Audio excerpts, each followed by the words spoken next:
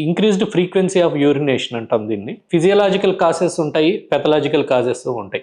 Physiological causes అంటే ఏంటంటే కొంతమంది వాటర్ తాగితే మంచిది అని చెప్తారు. అయితే వాటర్ ఎంతనే కాకుండా వీళ్ళు 4 లీటర్లు 5 లీటర్లు లేకపోతే పడుకునే ముందరే ఒక బాటిల్ మొత్తం నీళ్లు తాగి పడుకోవటము అట్లాంటివి చేస్తూ ఉంటారు చాలామంది.